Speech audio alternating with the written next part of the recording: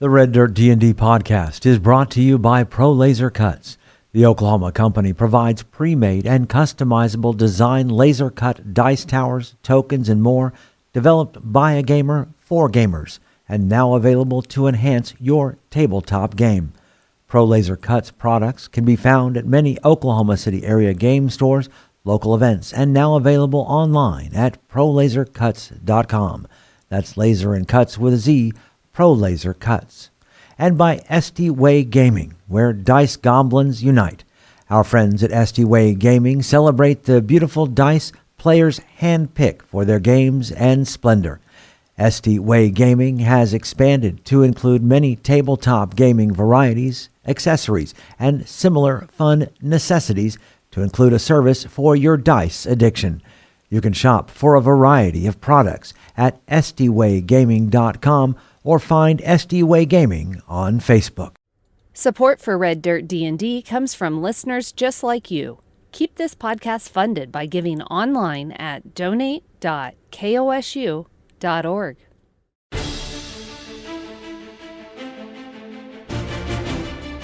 Welcome to Red Dirt D&D. I'm Michael Cross, and I play Elias Stone, a human cleric. I'm Connor Shenold. I play Sable, a half-elf rogue. I'm Johnny Payne, and I play August E. Graymore, a human fighter. I'm Carrie Hester, and I play Moxie, a tiefling bard. And I'm Brooke Bullock, your DM. Please join us as we explore the curse of the Clockwork City.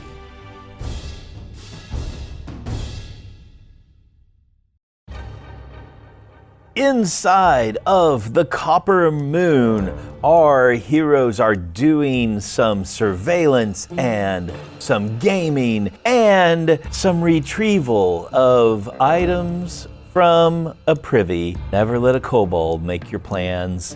August E. Graymore has just retrieved his sword from Kobe as Kobe is straddling a privy stall. August hears a stumbly voice behind him entering into the privy hallway. You just gotta keep playing them. That's really the best thing to do. So remember that I did close the curtain behind me. Cubby, shh. I motion over my shoulder. Get down, go, get cleaned up. And he just kind of jumps up, closes his feet, and drops. Make me a dex save. Is this just an ability check? Whichever's higher for you. Well, then I'm going to use my special ability, Tactical Mind. I can add a D10. Okay, you also have, you're human, so you woke up this morning with a inspiration. This is fine. 14. Using your tactical mind, you quickly take the curtain that you had ripped down from a earlier stall and hold that up in front of you, and you just see like these little flecks of things that like flap in front of you on the other side of the curtain, and you hear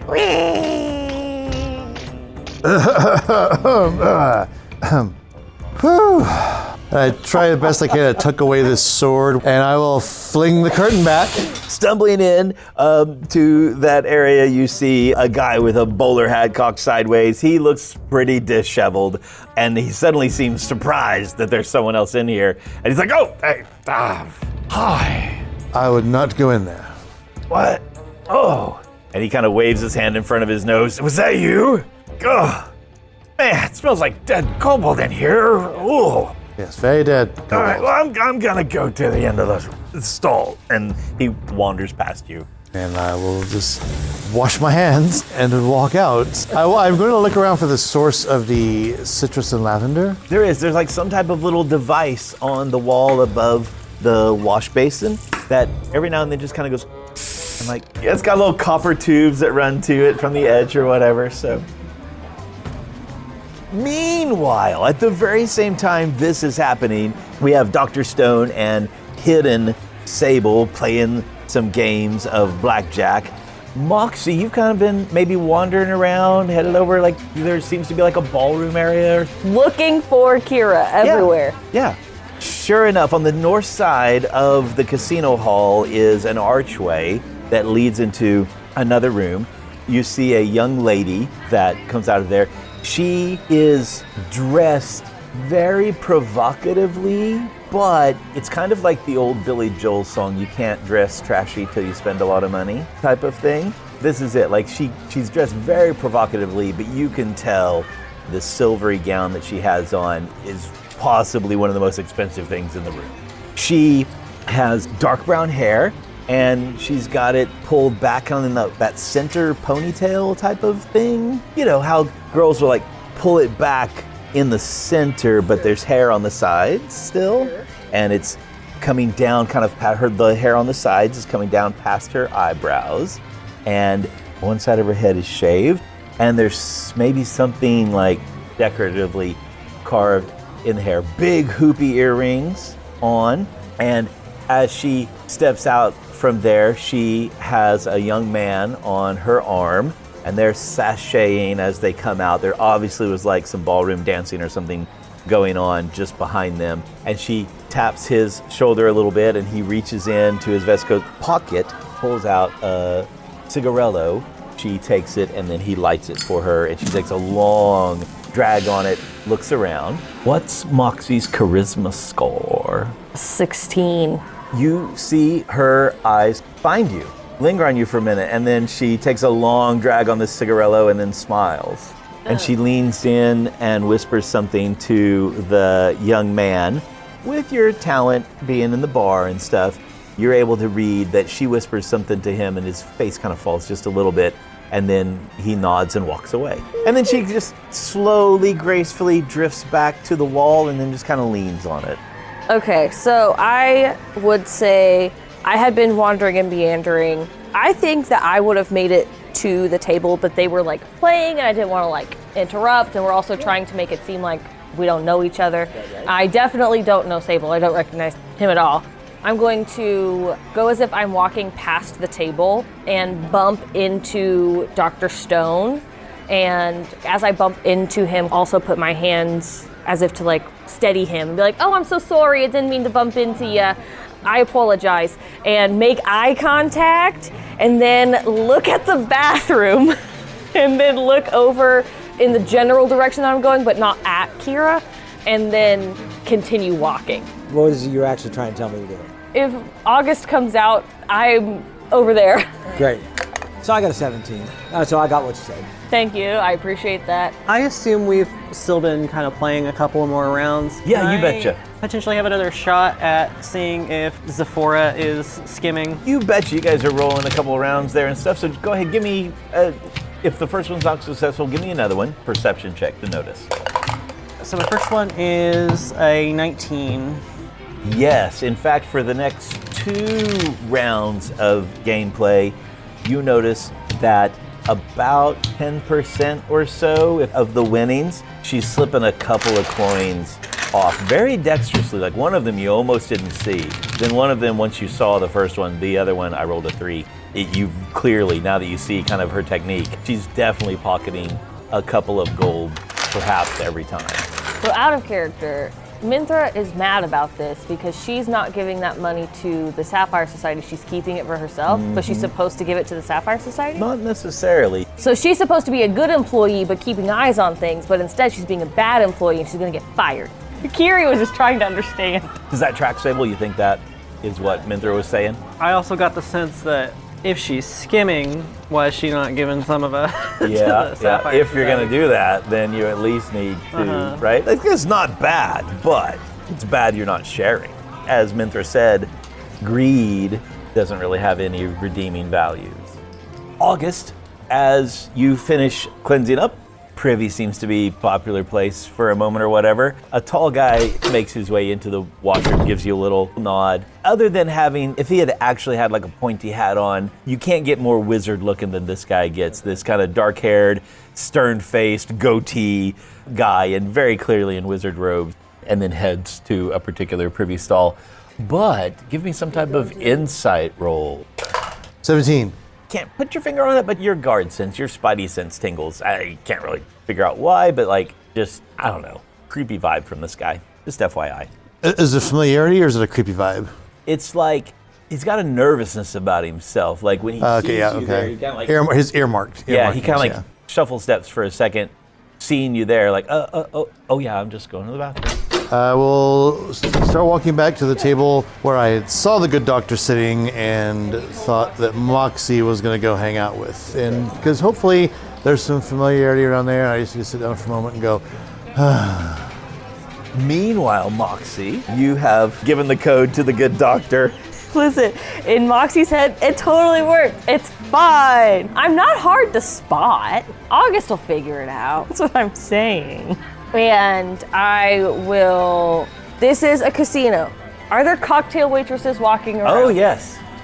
Can I grab a couple of flutes of champagne from a cocktail waitress? Yes, you can. I'm going to take these 2 flutes of champagne over to Kira, and I will hold it out to her.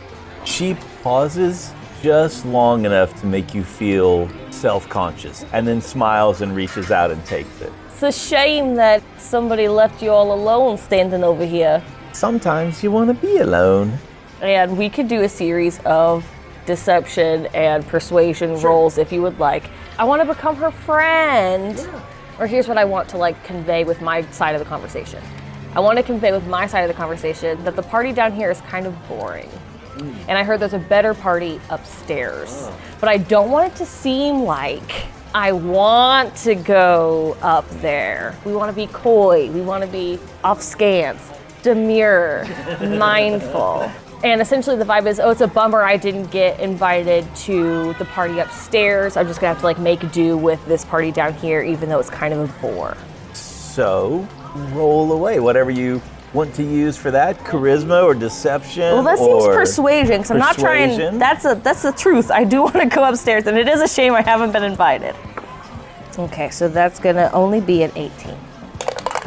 16 on the die, so it is not effective. You talk and you banter and it's nice and stuff, and she says, I'm up there with those kind of things all the time. I much prefer to be down here where there's a little bit of vitality. Let's go dancing. I thought you'd never ask, and follow her. There you go. She kind of holds out, a hand so you guys can do the fingers on top of fingers thing, that kind of walk in like Victorian dance type of thing or whatever. Yes. Yeah, it's very Victorian. She holds out a hand, I hold a hand, I hold her hand. Yeah, or just place your hand on top of hers. No, I put my hand underneath hers. I want her to feel dainty. And as a Bard College of Dance, does that give you any type of performance ability or anything? I mean, I get advantage on performance checks. There you go. When I'm dancing, but I'm not dancing yet. Let's dance.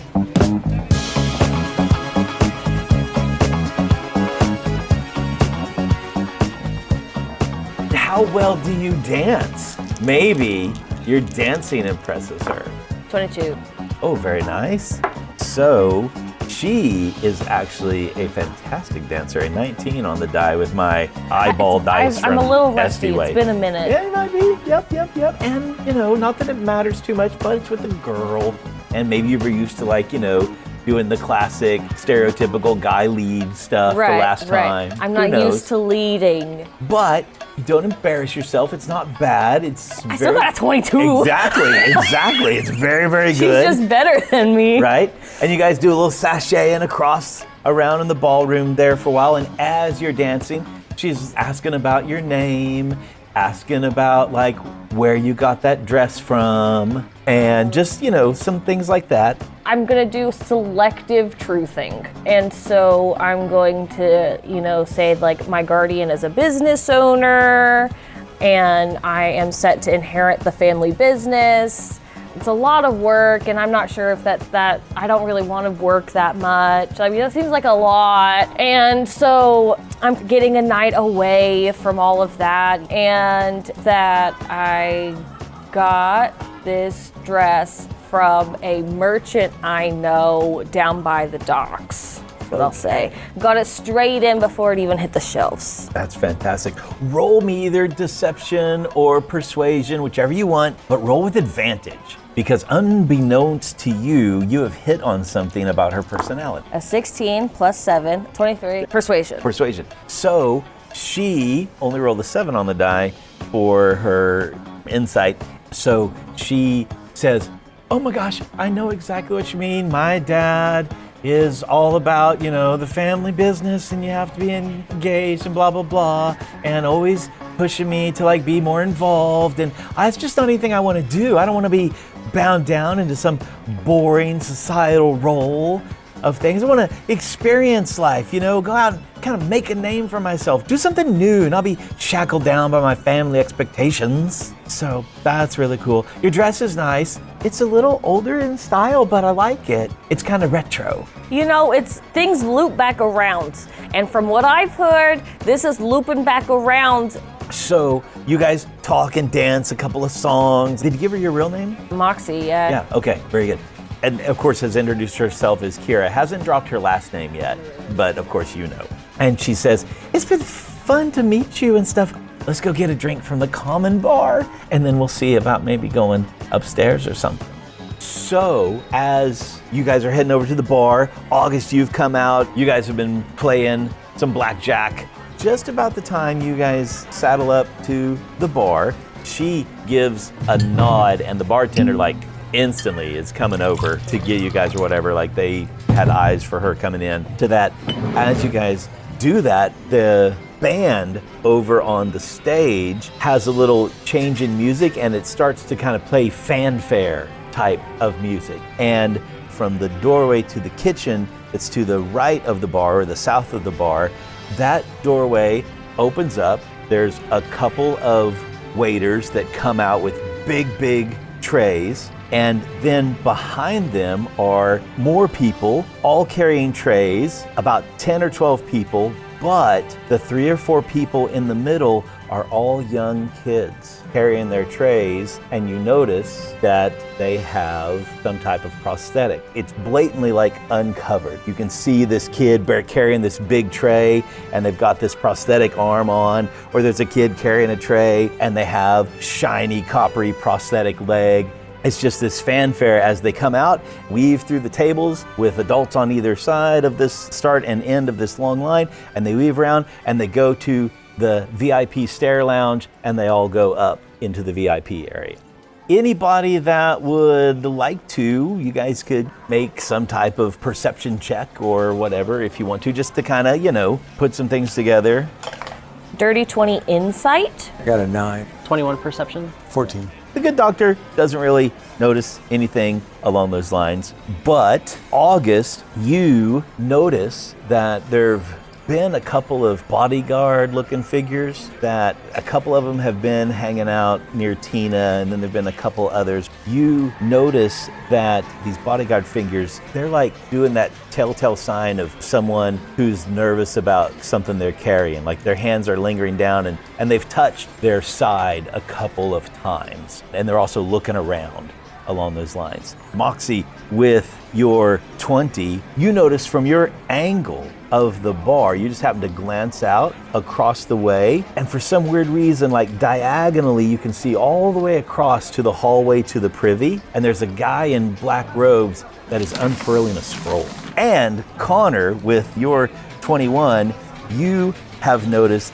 that Zephora has made several eye motions down to the lockbox that's there next to the gaming table, and looking at Tina and looking at the lockbox and looking at Tina and looking at the log. Something's up with those things. Any actions, any thoughts, any ideas, anything you guys want to do?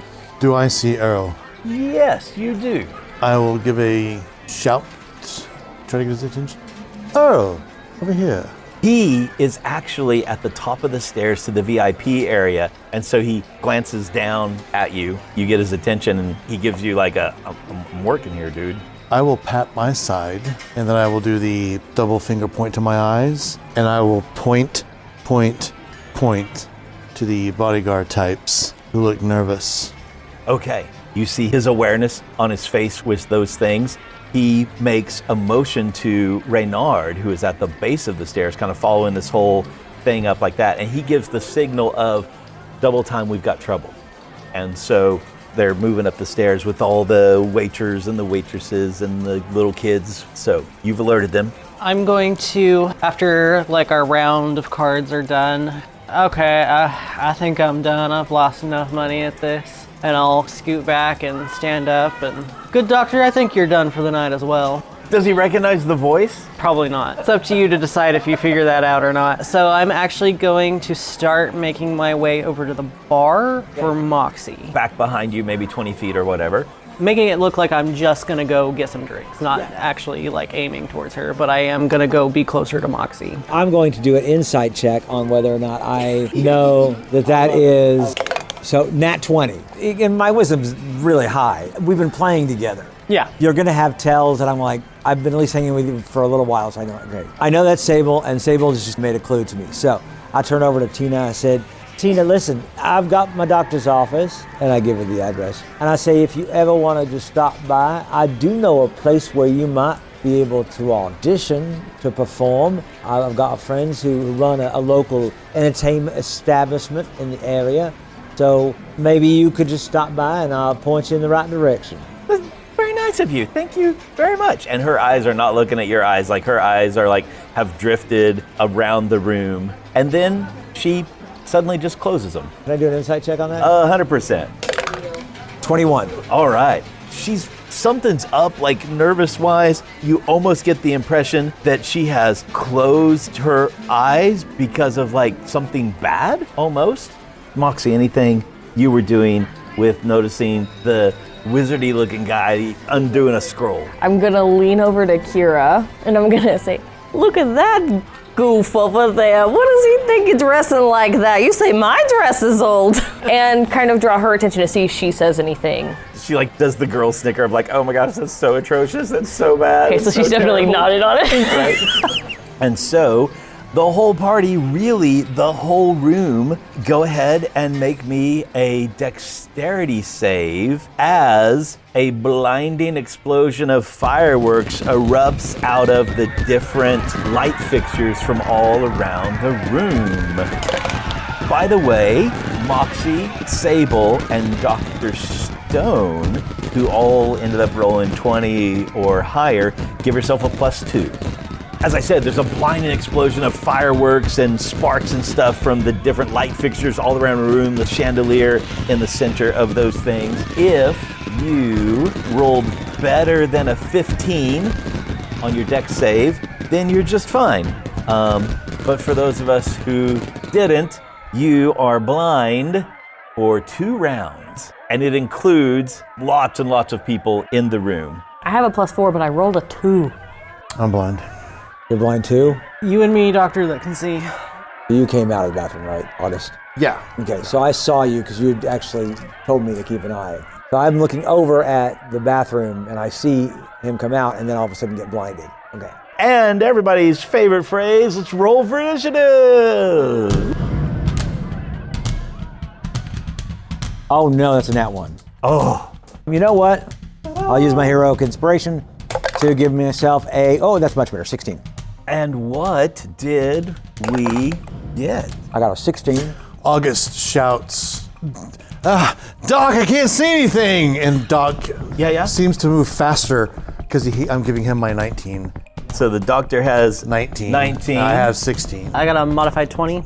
Moxie. Also a 16. Do you guys have a preference for who goes first? I'm blind. I guess you're also blind. You're more likely to get unblinded this round. Mm-hmm. So yeah, first. August, then Moxie.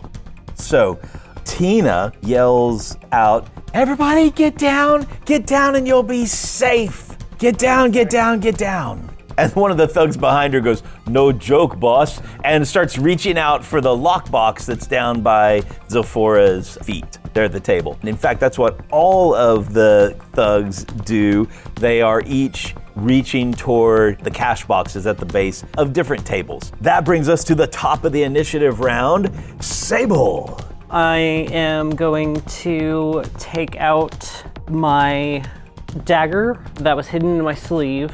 I am actually going to slip over to where I am right next to Tina. You move away from the bar about 20 feet or so and stand up next to Tina. She's gonna get a dagger to the side. With my assassin ability, since I went first in initiative, I get advantage on it. My first hit is a crit.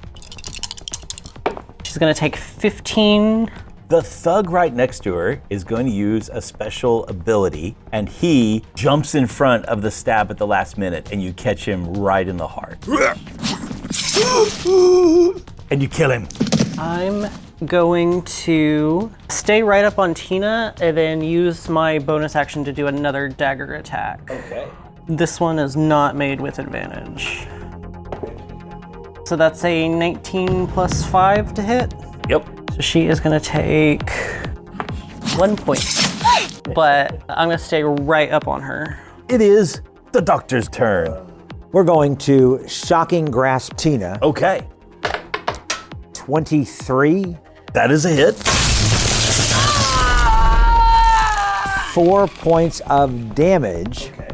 But because of Shocking Grasp, she cannot do an opportunity attack. And since it was a cantrip, 5, 10, 15, 20, 25, I run to the south toward August, and I touch him for the bonus action. Lesser Restoration, you're no longer born. And pass turn. Bringing us to August. August will blink, place a hand on the doctor's shoulder. Doctor, reach inside his jacket and draw out a sword, spit on his heels, and move towards the magical-looking gentleman who read the scroll. And a swing, 18. On the wizard, yes. 4, but hey, let's do it again. 23, yes.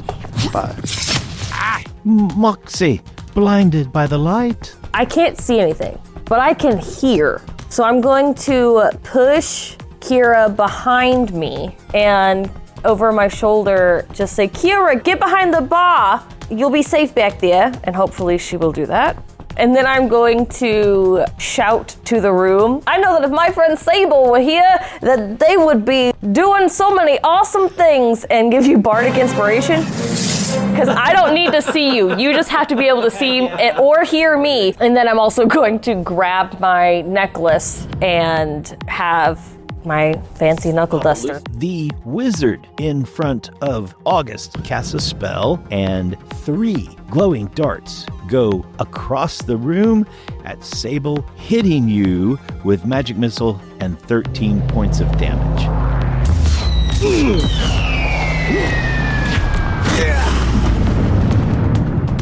And then he's going to go ahead and risk the attack of opportunity and back up 30 feet, heading toward the front doorway. 17. Oh, that's exactly what you need. 9 damage. So, yeah, he crumbles in front of you. Tina sees that happen and says, "Cover us, boys, grab it all." And she does a disengage from Sable and dashes for the front door, just making it to the doorway, and we'll find out what happens next week.